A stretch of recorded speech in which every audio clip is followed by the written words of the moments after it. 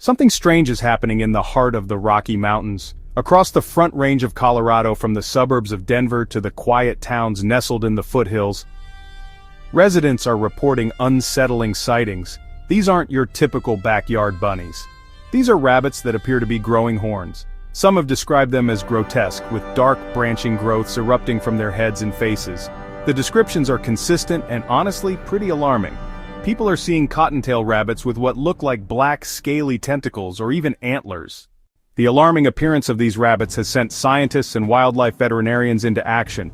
After careful examination of photographic evidence and in some cases the animals themselves, experts have a definitive answer. The growths are symptoms of a specific viral infection. The culprit is a pathogen known as the Shope papillomavirus. Dr. Karen Horvath, a leading wildlife pathologist, was quick to dispel the more sensational theories.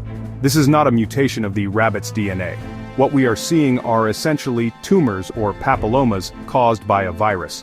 The virus infects the skin cells of the rabbit and forces them to replicate uncontrollably, which results in the formation of these keratinous horns made of the same protein found in our hair and fingernails.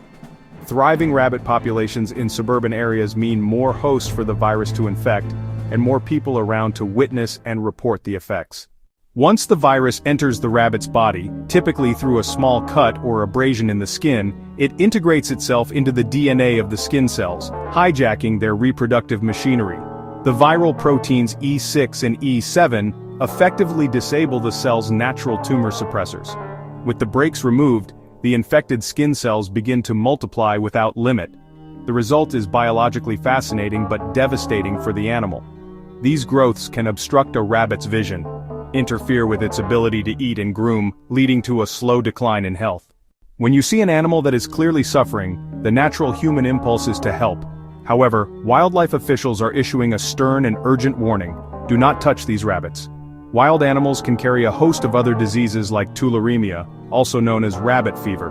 This serious bacterial infection can cause severe illness in humans with symptoms including fever, skin ulcers, and swollen lymph nodes. If you find a rabbit in distress, contact your local Colorado Parks and Wildlife office or a licensed wildlife rehabilitator. These professionals are trained and equipped to handle sick wildlife safely and humanely. Colorado Parks and Wildlife and state health officials have issued clear guidance. Their primary message is one of reassurance and caution. The Shope papillomavirus is not a public health risk to humans. Your family and your pets are safe from this specific rabbit disease. They recommend keeping pets on leashes in areas with large rabbit populations and using standard outdoor safety precautions. Colorado Parks and Wildlife encourages the public to act as citizen scientists by reporting sightings through their official channels. This data helps biologists track the prevalence and geographic spread of the virus. The story of Colorado's horned rabbits is a powerful lesson in the complexities of the natural world. What appears at first glance to be a frightening mutation is, in reality, the visible manifestation of a long-studied virus. The immediate call to action is clear: keep your distance, report what you see, and educate others. Your smartphone, used responsibly from a distance, can be a powerful tool for conservation science. Ultimately, the horned rabbits of Colorado remind us that we share our environment with a vast array of life forms. Our role is to observe, to learn, and to act with respect and caution, ensuring the safety of our communities while allowing the wild dramas of the natural world to play out as they have for centuries.